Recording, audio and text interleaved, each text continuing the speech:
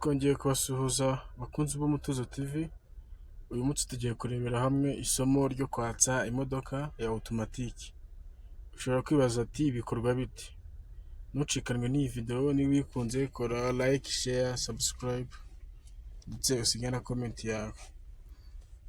Nkuko mubireba hano tugiye kureba uburyo ushobora kwatsa imodoka ya automatique. Ntago bigoye nkuko mubimenyereye kuri za automatique ho aba harimo akantu kagoye mu kuntu, ariko hano ho ntago bigoye. Nkuko mubireba hano mu modoka yanyu, hasi dufite ibirenge bitatu. Uyu ni umuriro, iyi ni feri, iyi ngiyi ni feriyamo.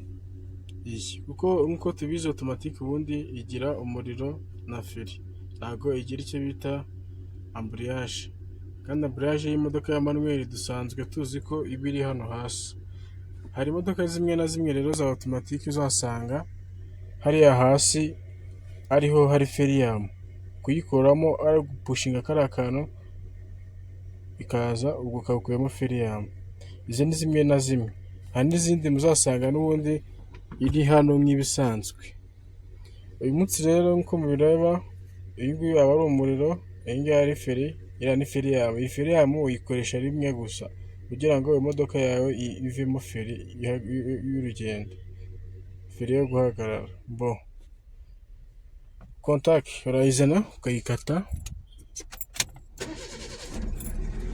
nk'ibisanzwe. Noneho urabona hariya muri giya yacu dufitemo parikingi, rivanse, netere na da. Uramanura ukoresheje, hano twe dukoresha ino giyazi, turamanura tukazana muri rivanse cyangwa muri da, imodoka yacu tukayigenda gutya.